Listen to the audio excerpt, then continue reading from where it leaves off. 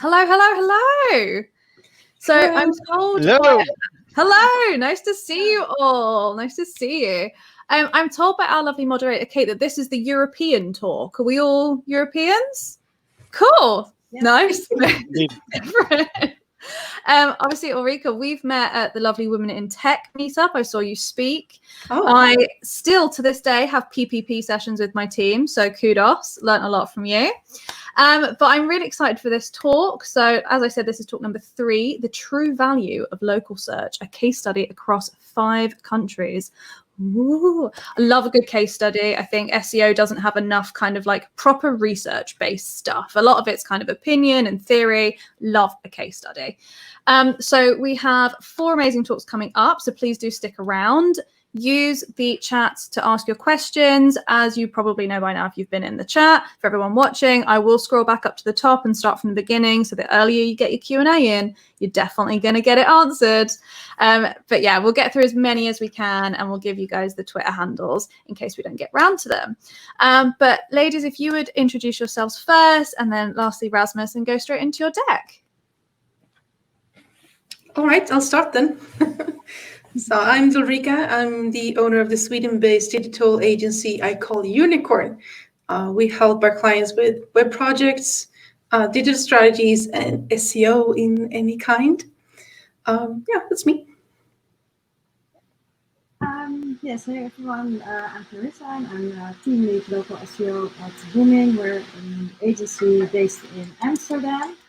And yeah, we're mainly working, we're doing a lot of SEO projects, but I'm now working with the bigger retailers across Europe, starting from 50 to 100 applications. So that's what I'm doing now. Lovely. Rasmus.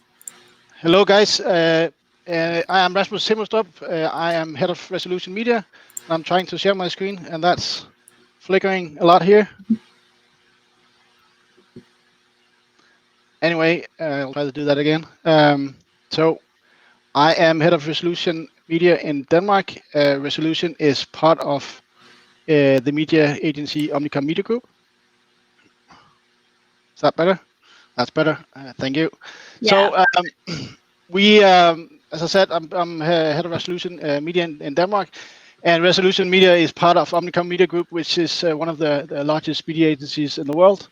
We help major clients or enterprise clients across the globe. So we have access to loads of data. And today I will talk, of course, mainly about local search. And that is a huge focus area for us, but it's also a huge focus area for me personally. So I'm going to talk about the true value of local search. I'm going to do that by presenting a case from a retailer called Specsavers.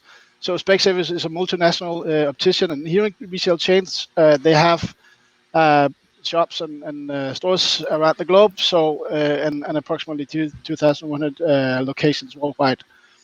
My case is primarily for the locations in Denmark, Sweden, Norway, Finland, and the Netherlands, so approximately 500 locations in total. And I'm going to speed talk this, so bear with me, but I'm covering a lot in this next 15 minutes. So what we're trying to achieve here is sort of to do a localization of the search engine result page. So we want to make sure that we incorporate any insights that we get from paid search. So all the insights we can gather are pushed directly into whatever we are doing on a organic level, pushed into Google My Business and so on. We try to utilize pretty much every feature and everything you can do in Google My Business, like the service shortcuts directly from GMB. Try to optimize ads. Try to optimize posts. We have done numerous analysis of reviews and Q&As and stuff like that. But I'll get back to that in a minute. So when we initially started, we started out with a few listings and a lot of missing data. So again, as I said, we now have 500 locations, but we found a lot of missing profiles in the beginning. And we also saw that from the profiles that were actually visible, there was a lot of missing data, so missing opening hours, photos, websites, and stuff like that. And we also saw there was lack of ownership across all of these listings. There was a lot of lacking information. and the visual identity was not as high as Specsavers wanted it to be. So their brand guidelines are quite strict. So we want to make sure that the brand was sort of the same across all the different listings.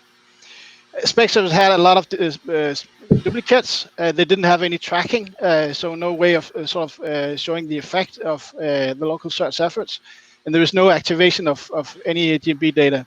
So the actual status was that we didn't have anything to show the actual effect. There was a lot of again missing information. And what we tried to achieve in the beginning was sort of show the Google My Business possibilities and show the possibilities within local search. So of course, increasing the visibility, increasing conversions, but also trying to activate the data that we get from Google My Business. I'll get back to that as well later on. And then finally, they didn't have any visibility in the local packs. So on any generic searches, they weren't visible at all. So of course, that is something that we wanted to utilize.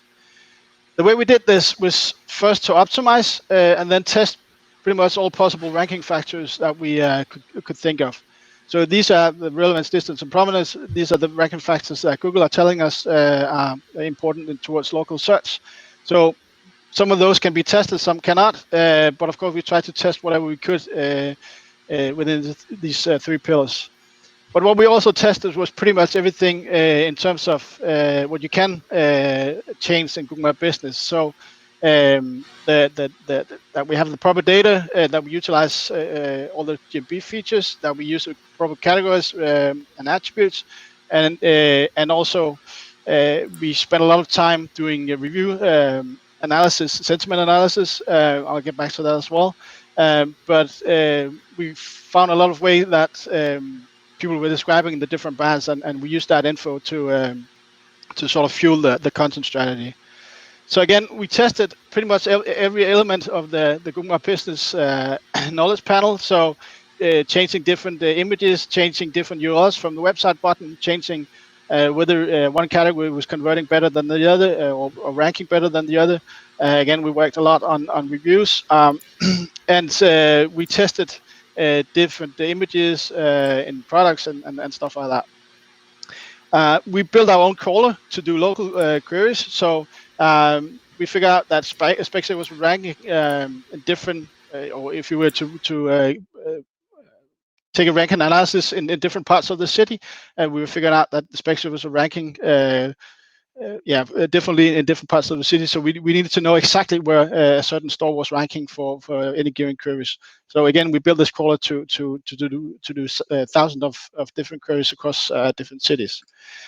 And then we have scaled that even further to build this GMB spam detection tool.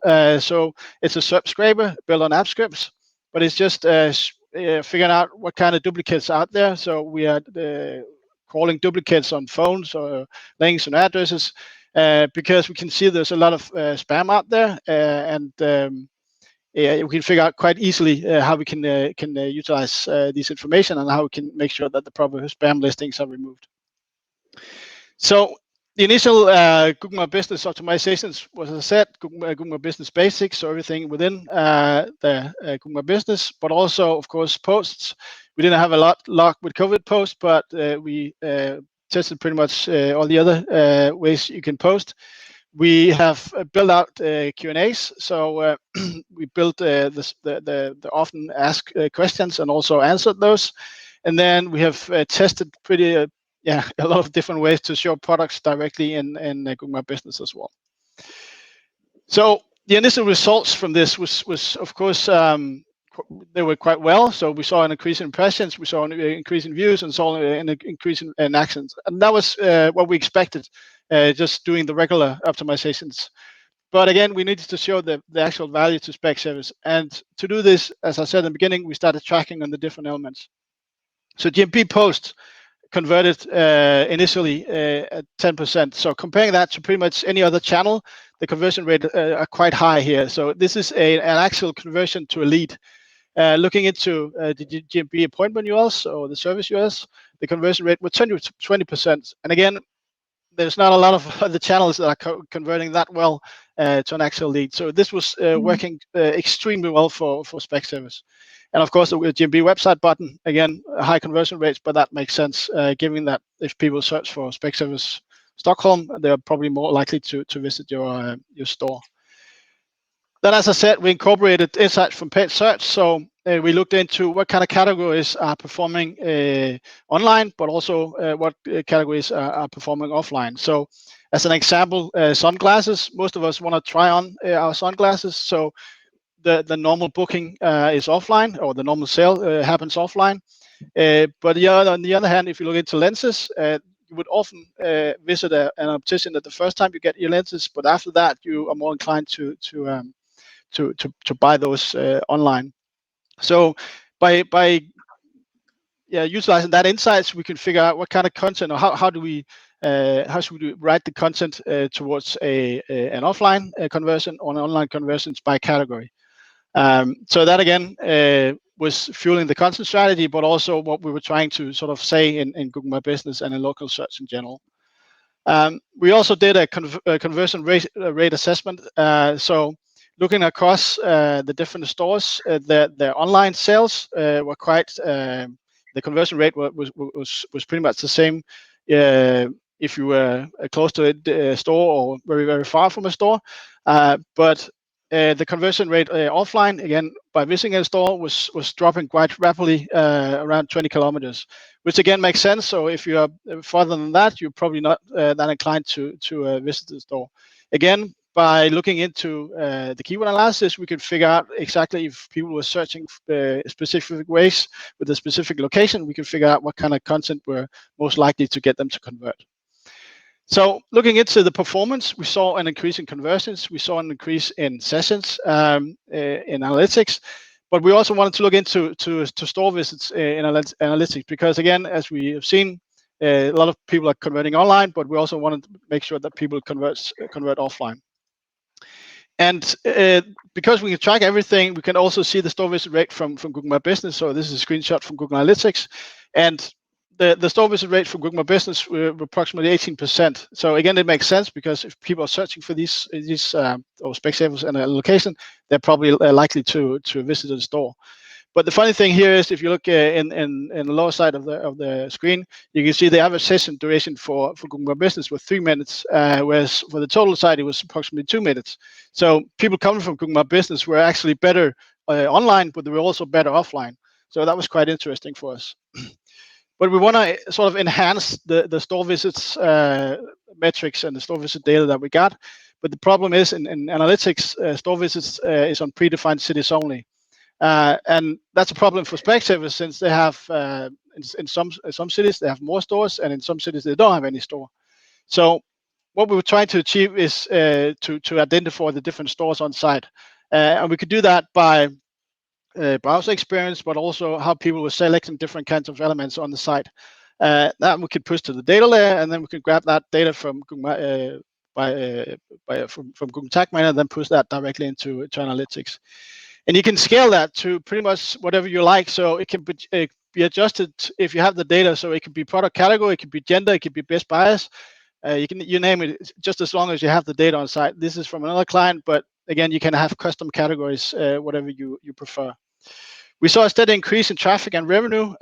We saw an increase in sessions across the different pages, but we also saw an increase for Facebook local pages. So we saw an 83% clicks on Facebook local pages, and approximately 140% increase in impression on Facebook. So we utilize a lot of this data I'm talking about Google My Business primarily today, but all these data points were sent to a number of different local directories. So we had an uplift across the board.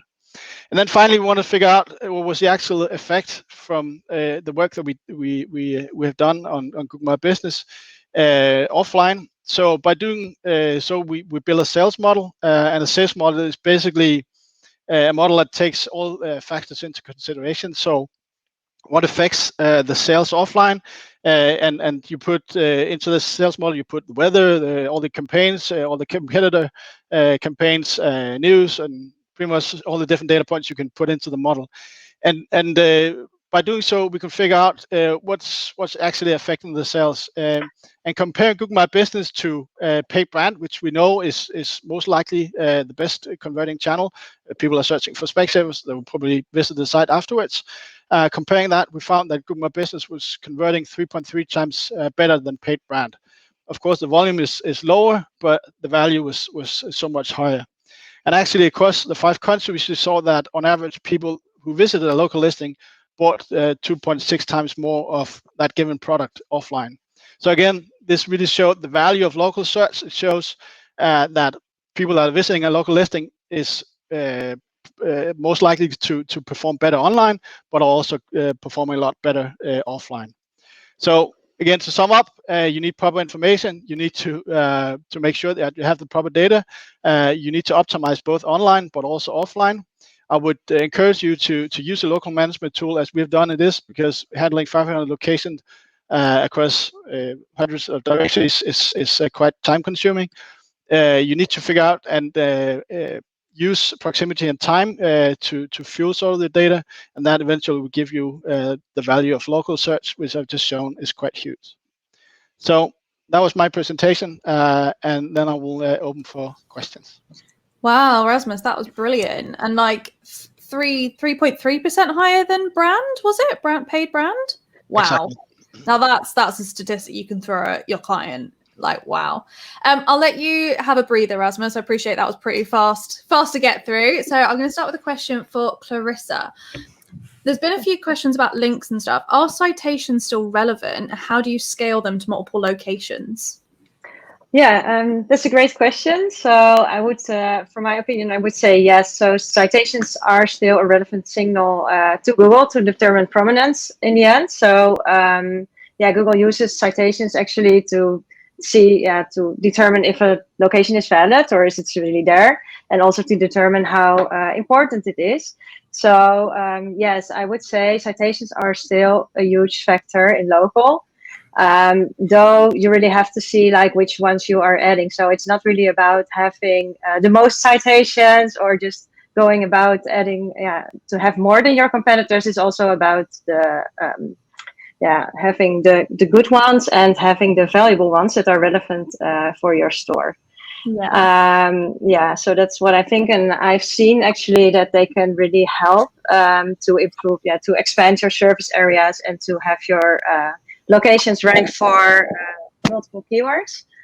So yeah, I would say there's still a factor. And to get to the second question about the scaling, because like Rasmus said, if you have like hundreds of locations, you can't go manually adding all the citations. So a tool can really help in that way to have your get your locations in multiple directories. And if you have to work manually, I would suggest to just select some top stores that are most important for you and to start there. So, yeah. Wonderful, wonderful. And these are citations to your location landing pages or to your Google My Business listing? Yeah, what I'm talking about is mainly to your address. So you're mentioning your address, your name, your phone number, stuff like that. So to other websites, can be business directories, but can be blogs or anything like that. Yeah. Perfect. Thank you. One for Ulrika. When is the proper time to engage with a local search management tool? I guess that is the easy answer to that is when you need to make money out of your listings. But of course, if you have like multiple offices or multiple stores, it's just not manageable to do it by yourself. So you would have to have a management tool for. I'm sorry, my voice is also starting to work out. Don't worry. I can maybe add. So what I will recommend is, if you have more than 10, 20 locations, I would encourage anyone to utilize some kind of a local management tool because it's extremely time consuming. And if you're using a local management tool, you can save a lot of man hours really.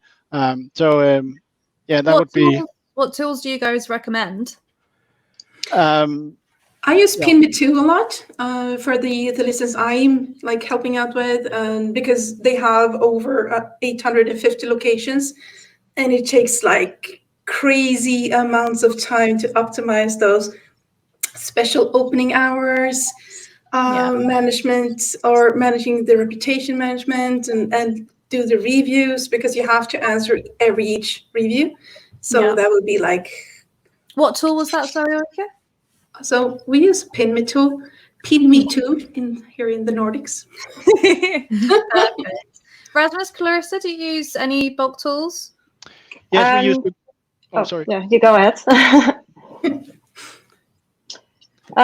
So I'm working with tools as well. So I have actually many different tools, because some clients prefer this one, and other ones prefer another one. So it's really dependent on the client which one is the best tool to use, I think, depending on what your needs are actually. But yeah, when you have many locations, you cannot go without it, I think, to just keep your location data up to date, at least. Yeah. Nice. Cool. Okay, so going on into our questions from viewers, we've got one from Jeannie Hill. She says, Rasmus, do you see data backing up the concept that posting on Google influences local rankings?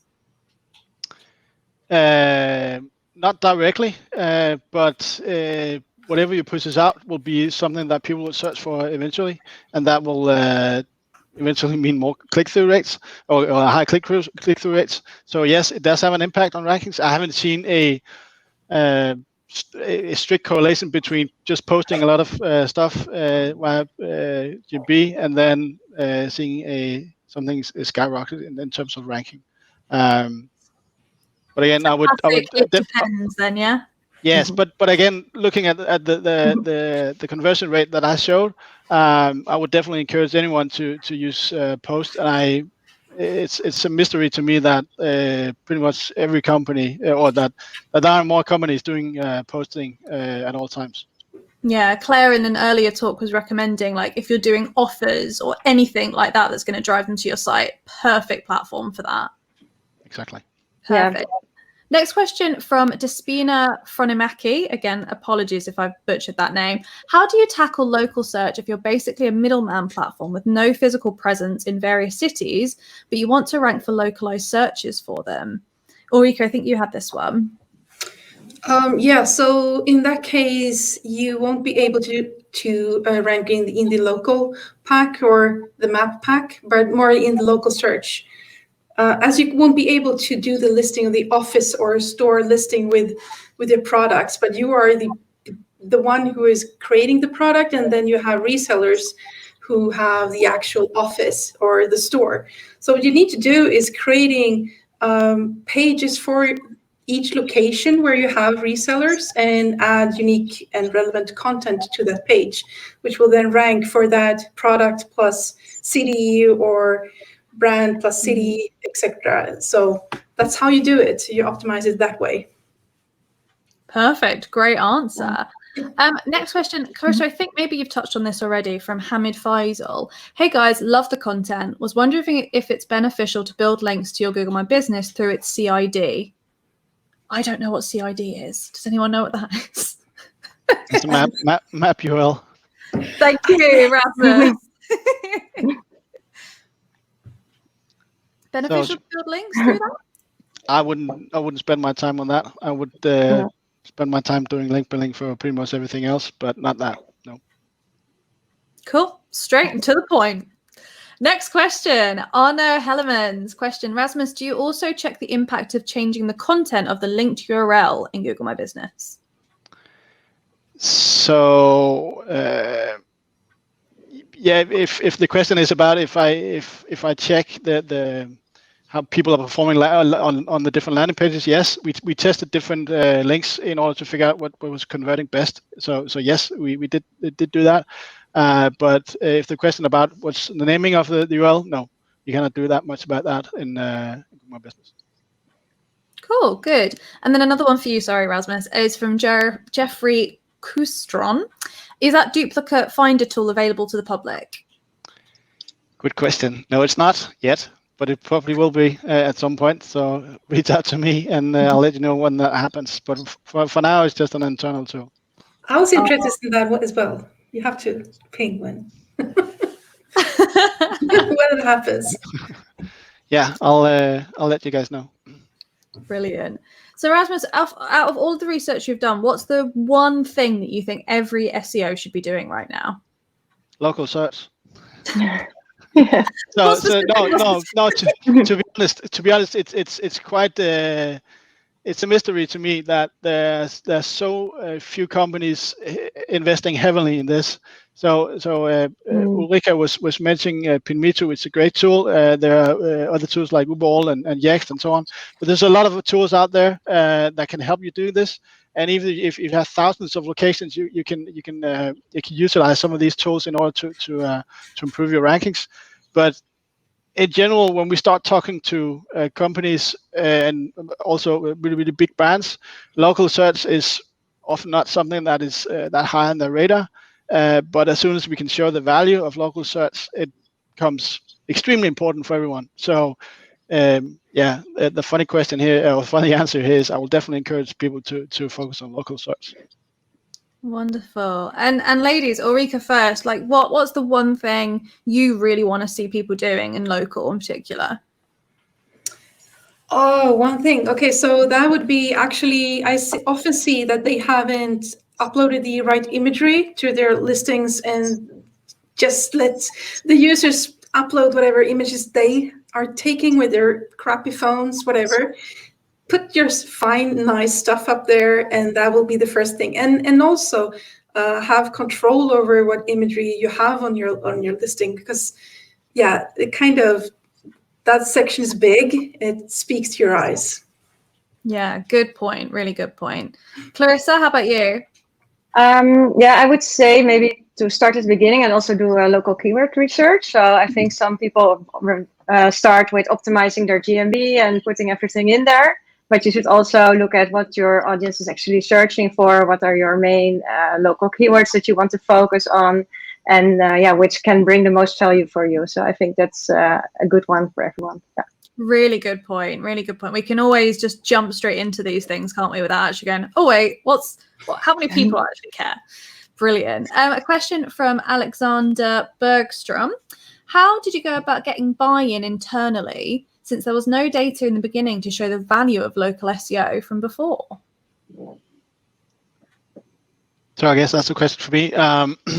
So that was hard. I completely, to be completely honest. But of course, we know that there was a lot of people visiting the different stores, so we know that there was a value, and we got a commitment from them to put on campaign parameters on the GMB website button, and that was the first way of showing that this has an actual value. And once we had that data, it was quite easy from there. Yeah, and I think you've done us all a service, because are you publishing your research online? Most of it is online, or will be online, and some of it will be coming out. Good. Yes. I think that 3.5% better conversion than brand paid is what's going to get you buy-in. I know I'm definitely going to take that away and use that with my clients going forward. So thank you, Rasmus, for helping us all get buy-in for the future.